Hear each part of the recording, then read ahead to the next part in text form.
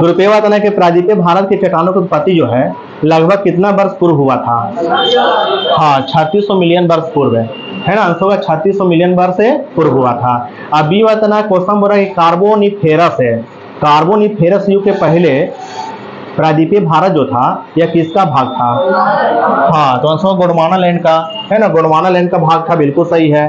अगर पेवाती का क्वेश्चन हो रहा है कार्बोनिफेरस युग के दौरान है ना किनकी ने बेसिन में या किनकी नदी बेसिन में कोयला का निर्माण हुआ था?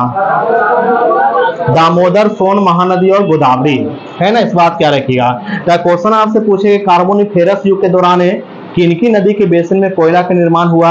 आंसर का दामोदर है, सोन है, महानदी और गोदावरी नदी के।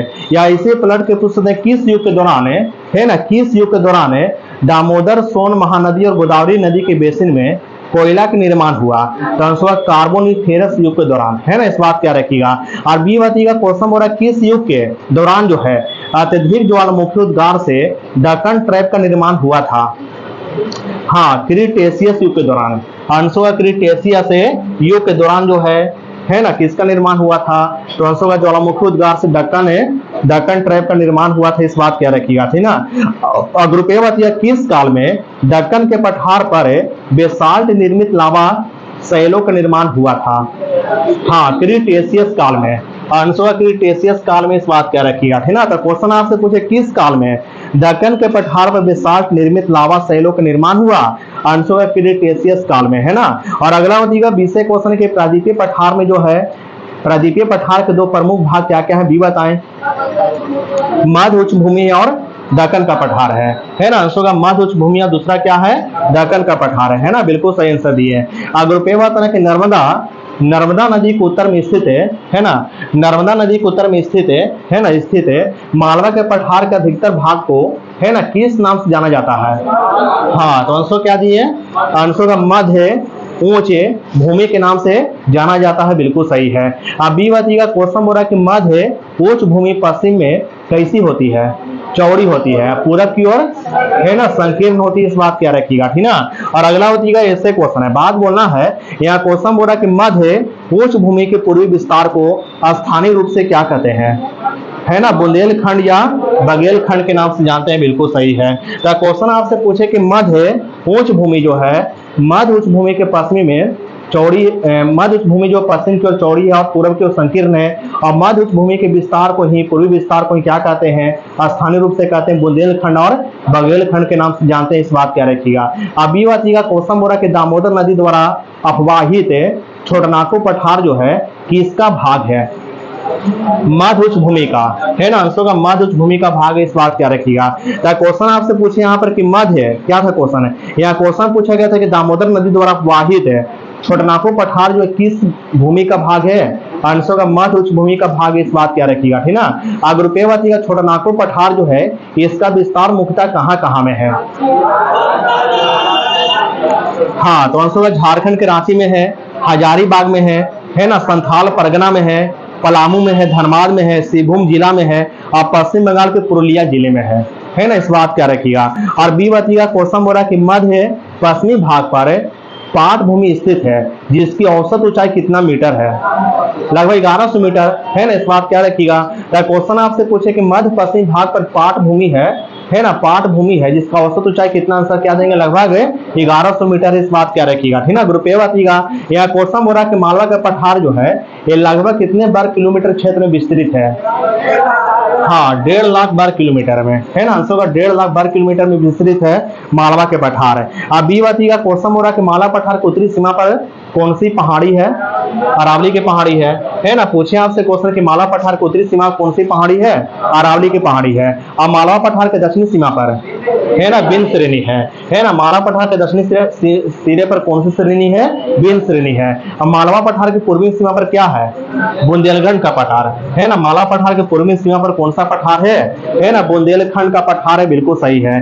अगर रुपये क्वेश्चन बोला कि दक्कन का पठार जो है किस नदी के दक्षिण में है? नर्मदा नदी के, है ना। आंसर नर्मदा नदी के दक्षिण में है। दक्कन का पठार जो किस नदी के दक्षिण में है? आंसर नर्मदा नदी के दक्षिण में है ना, लगभग त्रिभुजाकार भूमि है, इस बात क्या रखिएगा। और अगला हो जाएगा 20 क्वेश्चन की इसके उत्तर में, यानी दक्कन पठार के उत्तर में जो है कौन सी श्रृंखला है, सतपुड़ा के श्रृंखला है ना। दक्कन पठार की जो आपको उत्तर में जो है कौन सी श्रृंखला है ना, आंसर होगा सतपुड़ा का श्रृंखला, इस बात क्या रखिएगा, ठीक ना। अगर रुपये बात है दक्कन पठार जो है, पहले कौन कौन श्रृंखला जो है, दक्कन पठार का पूर्वी विस्तार है महादेव, कैमूर और मैकाल श्रृंखला है ना। महादेव पहाड़ी हो गया, कैमूर पहाड़ी होगा, मैकाल श्रृंखला जो हो गया, ये सभी जो दक्कन पठार के पूर्वी विस्तार को प्रदर्शित करता है, ठीक ना, इस बात क्या रखिएगा। और अगला हो जाएगा 20 क्वेश्चन के दक्कन ट्रैप में कौन सी मिट्टी पाई जाती है, काली मिट्टी है ना। दक्कन ट्रैप में कौन सी मिट्टी पाई जाती है ना, काली मिट्टी। अगर रुपये बात यह कि काली मिट्टी का निर्माण जो है किसके फलस्वरूप हुआ है, हाँ, बेसाल्ट लावा के अक्षय या अपर्दन के फलस्वरूप हुआ है ना। काली मिट्टी का निर्माण जो है बेसाल्ट लावा के अक्षय या अपर्दन के फलस्वरूप हुआ है। अब ये बात क्वेश्चन बोला कि अरावली की पहाड़ी जो है, अरावली पहाड़ियां प्रायद्वीपीय पठार है ना, प्रायद्वीपीय पठार के किस किनारे पर है, उत्तर पश्चिमी है ना, आंसर उत्तर पश्चिमी किनारे पर, इस बात क्या रखिएगा, ठीक ना। तो क्वेश्चन आपसे पूछे हैं यहाँ पर कि अरावली की पहाड़ियां जो है प्रायद्वीपीय पठार किस किनारे पर है, उत्तर पश्चिमी किनारे पर है, ठीक ना। रुपये बात प्रायद्वीपीय पठार का है ना, प्रायद्वीपीय पठार का एक भाग है उत्तर पूर्व में पाई जाती है, इसे स्थानीय रूप से क्या कहते हैं, मेघालय के पठार है ना, आंसर का मेघालय के पठार, इस बात क्या रखिएगा। तो क्वेश्चन आपसे पूछेंगे प्रायद्वीपीय पठार का एक भाग जो उत्तर पूर्व की ओर पाई जाती है उसका नाम क्या है ना, तो उसका आंसर होगा तो मेघालय का पठार, इस बात क्या रखिएगा, ठीक ना। अब ये बात क्वेश्चन बोला है, यहाँ क्वेश्चन किया रही कि जो मेघालय का पठार जो है इसे स्थानीय भाषा में क्या कहते हैं, मतलब ठीक है, मेघालय पठार को कहते हैं कार्बी एंगलोंग का पठार तथा उत्तर का चार पहाड़ी के नाम से जाना जाता है इसको, इस बात क्या रखिएगा। अब ये बात जो मेघालय का पठार जो है ये भ्रंशन के कारण प्रायद्वीपीय भाग से किसके द्वारा पृथक हुआ है, मालदा गैप के द्वारा है ना। जो मेघालय का पठार जो है ये किसके द्वारा जो है ना, प्रायद्वीपीय भाग से अलग हुआ है, तो आंसर का मालदा गैप के द्वारा प्रायद्वीपीय भाग से मेघालय का पठार अलग हुआ है।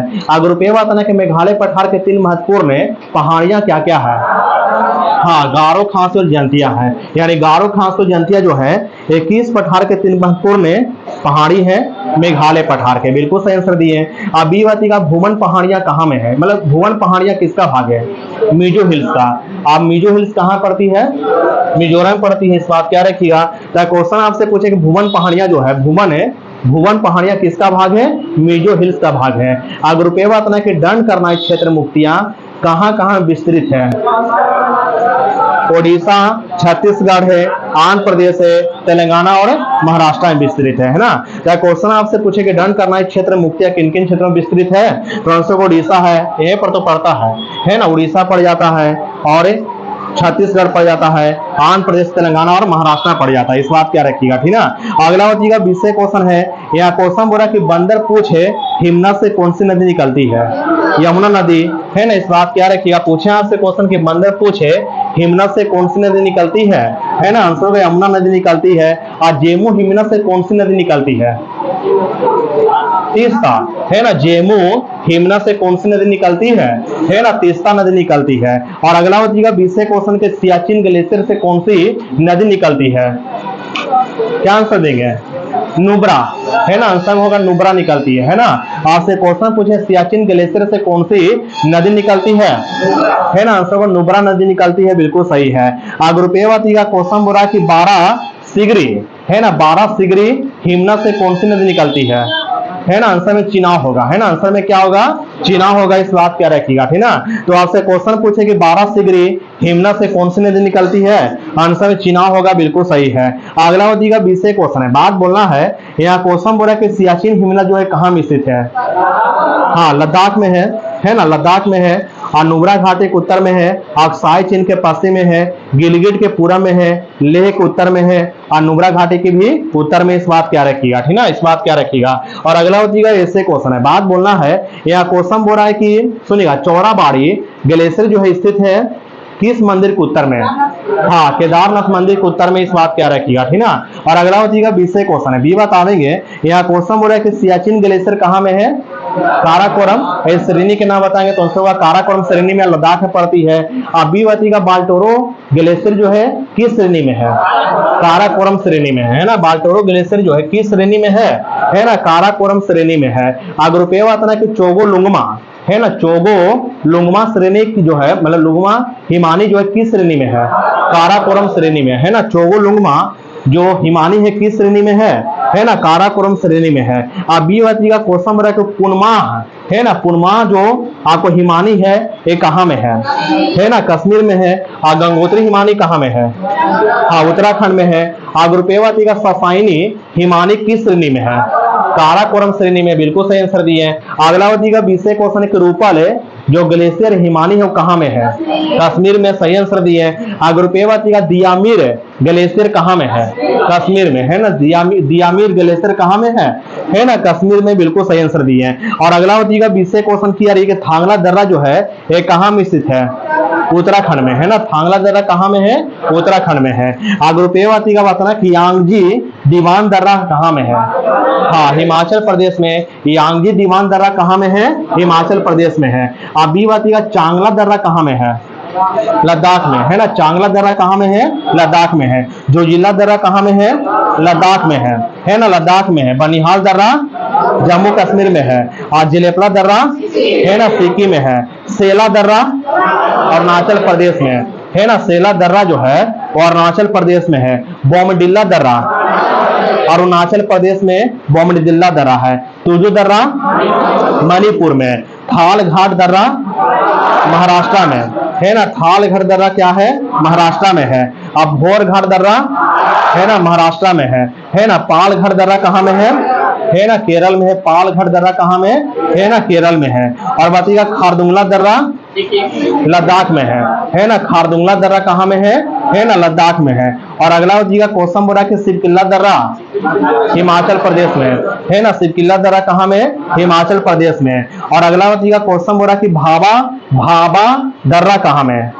हिमाचल प्रदेश में है ना। पारंगला दर्रा कहाँ में? हिमाचल प्रदेश में। पारंगला दर्रा कहाँ में? है ना हिमाचल प्रदेश में। और मुलिंगला दर्रा उत्तराखंड में, है ना। मुलिंगला दर्रा कहाँ में? उत्तराखंड में।